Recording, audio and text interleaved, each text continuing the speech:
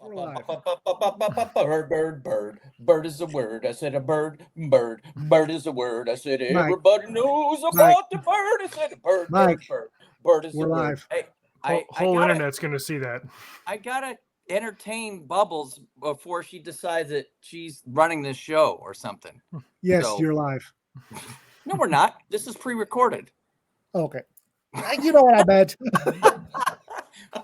Any rate, Graham. What's Welcome up, to the guys? Clown Show. And here, folks, you see an author regretting his choice of publisher. You'd have to do a lot worse than this to get me that far. Oh, no.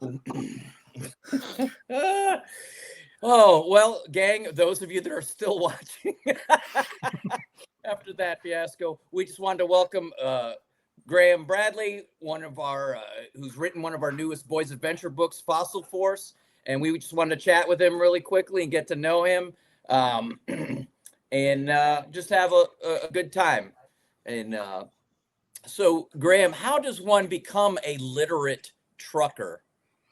Well, it's important to start with the literate part first, because if you start with the trucker part, we tend to be a stubborn breed, and from there we're not all that keen to learn new things. So you got to have a good mom, and she's got to sit you down at like the age of 4 and start teaching you to read and whacking you on the back of the hand whenever you get the long and the short vowel sounds wrong. And with the proper motivation, you can achieve literacy at a pretty early age, and that's probably my first big break, because I got lucky enough to learn to read young and to kind of develop my own love for it, even early on in elementary school. And then at about 30 years, then the trucking happened, and so one foot in front of the other. One naturally progressive. I think you're on point with that. Like, I was so lucky that my mom demanded I read something, right? She didn't care if I was reading comic books. I remember I used to read Mad Magazine. I know that's before your time, but like a friend of my mom's was like, "You let him read that?" She's like, "He's reading. I don't care." Right? He actually is reading Playboy for the articles, of course. I knew I had become a gentleman of a certain vintage when I realized that, damn, there were actually some good articles in Playboy. Apparently, a very young Stephen King started sending stuff out there because he heard that they were buying without really knowing what it was about. He just saw it listed in a marketplace magazine, and he was like 14, and he was trying to get published in the naughty mags. Somehow, that does not surprise me. That could explain a lot, but moving on. Let's not conjecture too much. There's a rabbit hole. Let's course correct here. Yeah. Yeah. Oh, you know what? In your bio, it talks about things you like to read as a kid too. What did it say? Goosebumps, and I have no idea what an anamorph is. Okay, so these are two different series that were aimed at young readers, and they kind of followed the same sales and production model, but in terms of what the books were, they were very, very different. But in the same sense that a comic book comes out once a month, like a floppy comic, 28-page, 32-page, whatever. These were books for young readers that also came out monthly. R.L. Stine got Goosebumps going when I was in like first grade. And every month it was just a new horror story. It was always kind of a new cast of characters. There were a few of them that he sequelized, but every book was just a new kind of one-off horror story where there's the establishing part, then there's a twist, and then there's the ending with kind of like a shocker cliffhanger thing. These were horror stories for kids, and they were very accessible, and they got very, very popular in the 90s, and I loved them. I was reading those probably, into middle school, and right around the time I started to tap out of those, Animorphs came out, and it was the same thing. They were monthly novels that were kind of speed written. And I think as the series went on, she eventually, she'd write the outlines, and then she'd have ghostwriters finish the plots. But that was more of a long saga, continuous story with the same 5 characters. These were kids. They find out that there's a secret body snatcher invasion going on with worms that crawl into people's ears, and they can take over their bodies. And so they can't trust anybody because they can't easily tell who's got one of these aliens in them or not. But they do meet a good guy alien who gives them the power to, they can morph into animals if they can touch them. And so, using these abilities to morph into animals, they find out what the aliens are up to and try to sabotage them to save the world. And so it was it was high stakes for, you know, young readers. The characters were kind of at the age that I was when I found the series. And you know, when I was 12, 13, 14, it got to the point where, you know, once a month in the desert of Las Vegas, I was riding my bike 6 or 7 miles down to the bookstore at the mall to buy the new Animorphs, just because like I was invested in it. And I remember, I remember that zeal for a story. Just like, I want the next one. I want to know what happens next. And she did a good job of like resolving the individual episodes, but keeping the stakes high for the series. And it just got more and more exciting as it went on. I think the whole thing ran for like 5 years, and I never actually finished it because it kept going until I was like in 10th or 11th grade, and by then I wanted to buy a car and like get a girlfriend and stuff. And so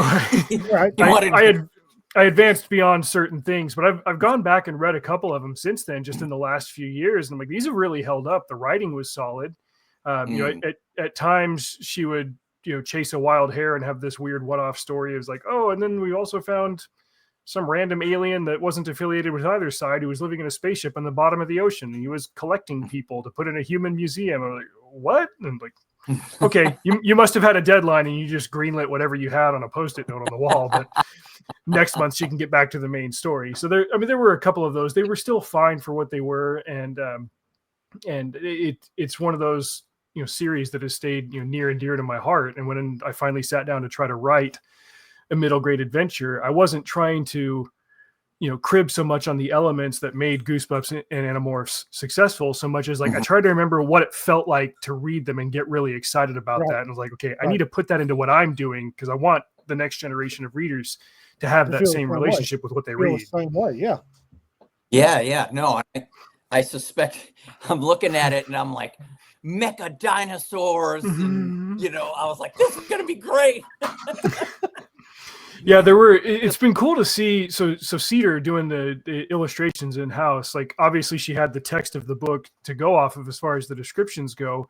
It's been cool to see what her interpretations are of them. I finally got to see all of the interior art this week after the book came out, and I'd say it's like 90% of what I had in mind. There were a couple of liberties here and there where I looked at it and I was like, I would not have gone that direction, but that works. Like that's cool. Like she did a really good job of nailing that down. I gave her a couple of reference pieces that I'd drawn in one of my sketchbooks and hadn't completed, and said like, this is generally what I'm going for. And I think she used that for a couple of the pieces that made it into the final book, but she got the feel of it right. That's what I was looking for. Good. Awesome. Yes.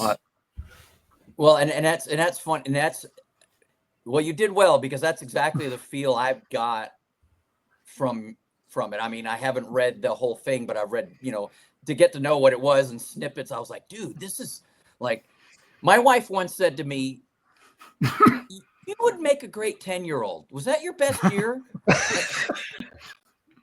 Well, you know what the saying is, it's like, whatever was cool to you when you're 12 is cool for the rest of your life. And, you know, I think those of us that especially try to cut a path into middle grade writing, like, that's our lifeline there. We try to remember what was cool then and what that felt like. And again, like, if you can put that feeling into the book, the next round of 12-year-olds are going to find something that they really love and hold on to it for the rest of their lives. And, you know, I want, you know, more than selling books, which I definitely want to do, like, I want other people to have that feeling. That's why I do, you know, everything that I do with reading and writing is I want to find the next thing that I love, and I want to help other people to love it the same way, or in their own way, you know, whatever. Just, you know, find that zeal for reading and chase it. Yeah. No, man, you are right there, because even in my own writing, I find, like, for me, the sweet spot, like, I enjoy writing science fiction, like serious stuff, but the sweet spot seems to be a little more whimsical and fun, and it reminds me of being a kid, right? Exactly. And I think that's right where you're at, and that's awesome. Well, something we're finding is that when you write books for 12-year-old boys, 12-year-old boys will read it. 12-year-old girls will read it. Yeah. Men, I'll read it. And half of the ladies out there will read it. I mean, the 12-year-old boy mindset seems to be a general human condition. Yeah. There's a lot more to relate to on that broadly. I think we're less niche in that sense, but it's true that like you don't really go in the other direction. You don't find as many boy readers that want to pick up, whatever girls are reading at that age. I can't even remember what would have been popular at that time. Probably Babysitter's Club in the 90s. Nancy Drew was more from my mom's generation, but you can always get girls to read girl books. But I mean, obviously, that's what made Harry Potter such a success. Is it hit all those quadrants? It hit old, young, male, female. They all wanted to read it, and the main character was an 11-year-old boy. Yeah, she nailed all the other elements of it, and so it being a boy book from the outset wasn't an obstacle to people enjoying it. No, well, something we learned after we announced we were doing boys' adventures was a whole bunch of women could tell me the boys' books when they were girls and the girls' books when they were girls, but the gentlemen couldn't tell me what the girls' books were. And that's what us retired law enforcement types call a clue. Yeah, there's the only reason we know who Nancy Drew is because she was affiliated with the Hardy Boys. Yeah, she was right? The girl Hardy Boy. That's what it was. Yeah, they should. They guessed across a couple of times. Otherwise, I'd never known who she was. But boy, I knew the 3 investigators and Hardy Boys. Actually, a Hardy Boys book was the first time I cheated on a book report. I was in 5th grade. I was in 5th grade, and the book report was due, and I hadn't read it. It might have been that book. I don't know. I read the back of it, and I rewrote it. Right, just changed it to, you know what I mean? I basically paraphrased what the back cover said, and I read the report in front of class as if I were reading, like an advertisement. Now watch as the Hardy Boys go into action. Awesome. My teacher loved it. She thought it was brilliant. I was like, yes. That was a core memory right there. I completely BS'd my way through an essay in school, and dagnabbit, I nailed it. The first time I completely BS'd my way through an essay. The point is, creative writing is a skill. Yeah. Apparently, some folks develop early. No. Before that, it's just lying. Yeah. Bald-faced lying. They only get you so far. Oh, my goodness. Dang God. it. Oh. So did you have a story, Mike, in the Super Generation? I did. Do you remember the Super Generation anthology? I read all of those earlier this year. I mean, I had a story in there as well, and I can't remember like who all wrote which one, but man, that was a really fun anthology to be a part of. That was probably my favorite prompt that Raconteur has done, and that was kind of my gateway drug into working with you guys and read more of what you're putting out. I've been meaning to ask that. I was like, wait a minute, I got the book on my shelf. I haven't pulled the cover off to see, but I'm pretty sure Mike was in that one too. Yeah, I was. My story was the first one. It was Welcome to the League of Tyranny. Okay, so I started reading that one, and like the moment that it really solidified for me is like, I know I'm going to love this story, was the part where there was some random villain that wanted to blow up the moon or whatever, and a whole bunch of the heroes got together and like yeeted him into the sun. Like, that was the idea. It's like, okay, we can be evil, but we can't be too evil. It's like, all right, I'm dialed into wherever this story is going after that. I remember that exact moment. Well, and that kind of illustrates what I was talking about. Like, you can almost tell when the author is having that, 12, 13-year-old boy fun moment, because that's exactly that story I wrote was that, and it was based on every meeting I've ever had in 26 years in the military. Right? Yep. Like, why can't we get anything done? Well, here's why: because we suck. We're all henchmen, but we all think we're officers, and we're all going 800 different directions. Yep. Oh man. Yeah, and I had the hardest time figuring out how to tell that story until someone told me. It was Sarah Clitheroe was like, tell it from one of the henchmen's point of view. And it was perfect because he's sitting there like, oh my God, why do I work for these people, right? and that is one of the most relatable blue collar sensations. This is like, oh man, like, and everybody in the room is thinking I should be in charge, because obviously. Why did I need to be here? I've got stuff that needs doing. Oh, this could have been an evil email. Yeah. I'm stealing that. Write it down. Hold on a second. This could have been an evil email. Holy crap. One of the things that we've been discovering is the anthologies that sell the best were the ones that everybody had fun doing. It's the readers can the readers can tell when the authors are having fun, and if the author's having fun, the readers get sucked right in. It's glorious. It really is. That right there is the key ingredient that's made Larry Correia's books so addictive and so viral amongst readers groups. It's like you can sit down and he'll have one line or one random paragraph or one element that comes in, and you read that, he's like, I know he was laughing when he wrote that. Yeah. He was giggling the entire time he typed that. Yeah, like or like there's a whole bunch of setup and then there's a payoff, and it's like, oh man, I'm so glad he built up to that. That was worth it. Like the joy is the thing that you can't fake, and it comes through. Yeah. I said our bestsellers, our best-selling anthologies are the ones where you can tell the authors are all having fun. And it's I tell young authors, what do I need to do? It's like, have fun writing it. But it's writing. I can't have fun. This might not be the job for you, Zippy. Then you don't love it enough to muscle through it. Like if you just want the success of it, but you've really got to enjoy the toil to some degree. Yeah. Pretty much anytime I'm on a podcast or anytime talking about writing, I always recommend this book to people. That's why I keep it right here on my desk. Have you ever read the autobiography of Lamar? Yes. This is one of my top 10 books ever. And especially for writers, like if you want to write, that's your starting point. And it's really the same thing for reading. I just talked about this on a podcast with Michael Finney the other day. Lamar says that it doesn't matter at first what you read, only that you read. Yeah. And if that's the case, then you're really only going to be reading things that you love. That's got to be your starting point. If it's drudgery, why do it? Well, yeah, that's what's killing reading for kids right now. Right? We're, at schools making them read garbage. Yeah. They're still reading The Scarlet Letter. Why? Catcher in the Rye is a terrible book for high school kids. That book is designed to beat a love of reading and pretty much anything else out of you. Yes, it is. I couldn't believe it. I had to.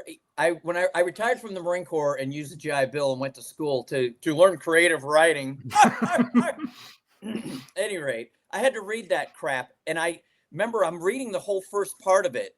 The whole first part of it has nothing to do with the story. It's an explanation of where he finds his manuscript, right? And I'm like, how is this a great piece of literature? It's not. It was written by a miserable cuss for miserable cusses, and it has continued to be foisted by miserable cusses upon other students who might not grow up to become miserable cusses, except that they then encounter Catcher in the Rye, and here we are. I remember when we first got stateside, and I was in 9th grade, and I brought home Catcher in the Rye, and I was sitting in my book corner. I had this little corner sectional with a light, and that's where I read. I'm trying to get through this. My father comes to the room, he looks and says, "The hell are you reading?" I said, "This is what they got." And he looks at it. He takes it, throws it over his shoulder, gets my copy of The Princess of Mars, and goes, "Clear your palate." Good man. That's good fatherhood right there. Yeah. Oh yeah. Well, I remember, being a kid and I was reading Conan comic books, right? Conan, Travis Morgan, the Warlord,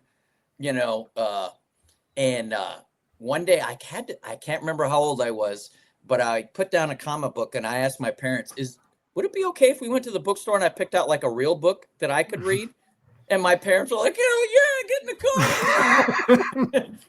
My mom's doing backflips down the goddamn driveway, right? He wants to read. Yeah. Yes. Yeah. Pick out any Conan book you want, son, right? Yep. But it was Robert E. Howard and Edgar Rice Burroughs' The Princess of Mars were like the first books that I read as a young boy that I was like, this is awesome. I was out in my backyard one day. I saw Mars in the sky and I stared at it really hard for about 20 minutes.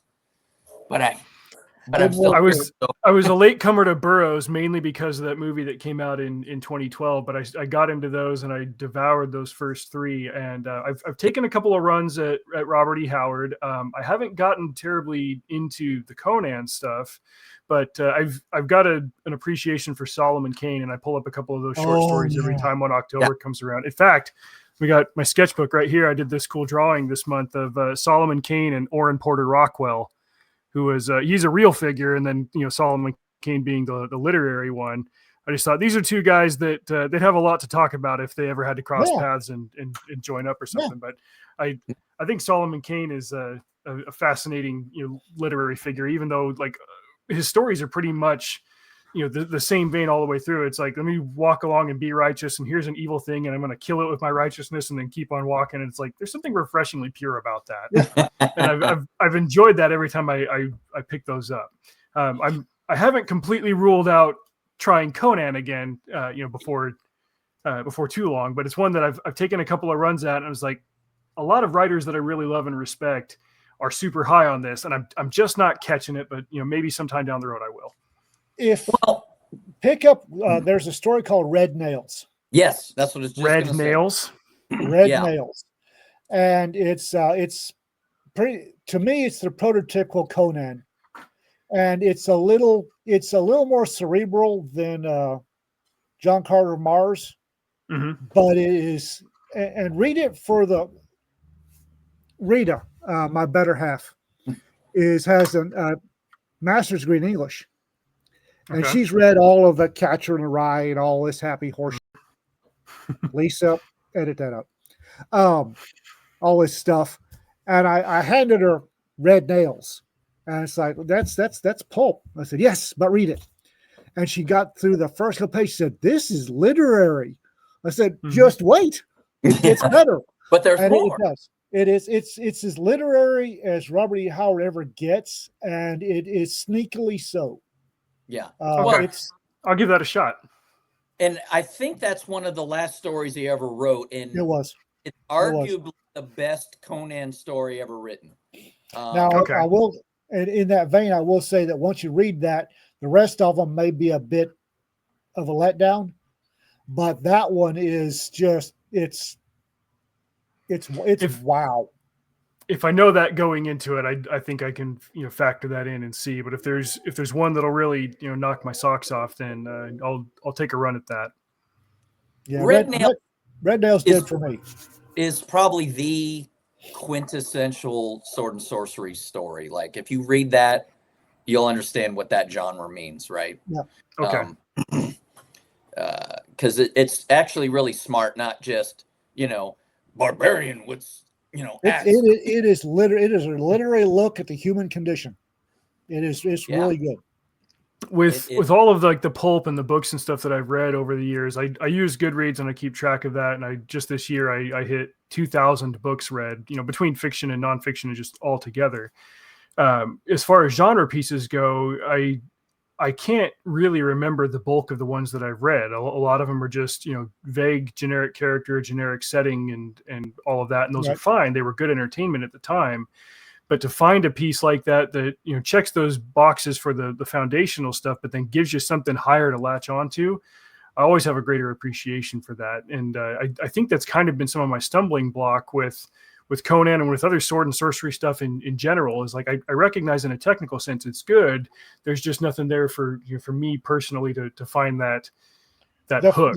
The first series of Conans were written for pennies on the word for magazines. And if I remember right, Red Nails was actually written for. He sat down. It wasn't a serialized magazine piece. Red Nails was one of the first ones he sat down to write for a book. If I remember right, I could be mistaken, but I think so, and it reads like it. Well, and it's technically novella length, I believe so. Okay, because that's been. I mean, I've had that similar kind of struggle actually with reading Charles Dickens, because I understand that he's got beautiful prose and has wonderful things to say, but oftentimes he was paid by the word and it shows. Yeah, and or he's paid for a series, right? Yeah, and so you're milk reading that a cow. book that was I have an appreciation for Dickens, and I can appreciate the craft that he brings to the work. I can appreciate social commentary, but I never pick up Dickens for a Saturday night read. I don't. F. Paul Wilson, The Tomb, from F. Paul Wilson. Sounds familiar. I haven't read it. That was the first Repairman Jack book. That's why I've heard of it. Yeah, but back before it was going to be a series. And it was gloriously pulpy. And he retconned it later. The original edition that I got as a teenager, he wasn't planning on doing a series. It was a one-off, and you could tell, and God, it's glorious. And it's great work, but even better, it's a fun read. A little bit of horror. Yeah, a little bit of horror, a little bit of sword and sorcery. It's one of my favorite books. Fantastic. Yeah, I marked that one down too. Me and not you. Well, what else do you want to know? Were you in the Navy? No, sir, I was not. I was never in the service at all. We had Sam Robb on last week. I had a setup question for Sam Robb that I forgot to ask. Not being in the Navy. Closest I ever got to the military was Boy Scouts. I got my Eagle Scout when I was 16 because Mom made us do it before we could get a driver's license, and I was dead set on driving. So I did that. Yeah, she's a 3 Eagle mom, and she's proud of it. Both my brothers got those as well. Yeah, that's outstanding. Well, and don't read into that. Like, I know guys that, they hear about my service and they're like, oh man, thank you. And I was, we need good Americans too, guys. Don't yeah. Yeah. What are you writing for us now? Say again? What's that? Graham, what are you writing for us now? Well, with the first one coming out, now is the time for me to sit down and hammer out the details on the outline for Fossil Force 2. My working title is Deep Trouble. Nice. For the double entendre, and they're going into the deep earth to well, no spoilers. Read the book to find out why. That's right. Actually, this last, I do a lot of YouTube stuff. I do book reviews on YouTube, but I also give some writing updates there. And I was just talking about this week. This last year, over the last 11 or 12 months, I finished 3 full manuscripts. I locked in on a couple of things. I got really, really busy. As soon as I finished Fossil Force and sent it off to Rack and Tour in February, that was right after Arc Press launched. And I've been friends with DJ Butler for over a decade at this point, and he went with him and David AF talking about what they were up to. I was like, I want to send something to them, and they had their different model for submissions. It wasn't like, hey, send us a full book, send us a pitch. And I had this one book that I'd been sitting on, and it was due for a rewrite, and I was like, well, if I'm going to rewrite it, I sent them the pitch, and they're like, we want to see the full book. So I wrote that one, and then right around the same time they announced that 2076 contest that was running from March until October. And I got an idea for that one, and they had a big payout if you win. And I was like, well, I'll take a shot at that one. And so as soon as I finished the first book, I spent the rest of the summer writing with my hair on fire, and I don't even have hair, so that's a problem. So going crazy to get that one done. I had a really good idea, and I got through 2 drafts of it, and I sent it out like maybe a week before the deadline. And so I decided, okay, with that done, I'm probably just going to chill a little bit for the rest of the year. If I were to work on the outline for Fossil Force 2, that would be a little bit less intensive than trying to hammer a 4th manuscript out of myself before New Year's. But that's what I'm working on now. And then probably around Christmas time, I'll take a look at the slate of ideas that I've got and things that I've backburnered over time and figure out like what's the next one that I'm most excited to get to. And I'll put that on the slate for 2026. And then I assume by then I'll have heard back from Arc on either of those other 2 books. And that'll help me figure out what next year looks like as far as writing goes. But, writing for me is like reading. I'm never letting the grass grow under my feet too long before I tackle the next one. Good. Nice. And you know what? That's an excellent place to wrap this up. Graham, it was awesome chatting with you. Oh man, I'm glad we did this. Despite the fact I'll buy my own copy of Fossil Force. Actually, I can read it. Despite the fact the first 20 minutes of this before we started recording, we were holding up 3x5 cards because we couldn't hear each other. Yeah. I can't hear you. How many writers does it take to set up a conference call? 3 and 20 minutes. Once again, yeah. Why do I work And for these people? We got the proof. Because it's easier than the Marines. There's a reason I retired. All right, Graham. Thank you for giving us Fossil Force. Thank you for sending us Fossil Force 2. And if you have anything else you can't find a home for, send it to us. Oh, you better believe I will. It's been a joy working with you guys so far. I'm looking forward to more of it. I'm glad somebody thinks so.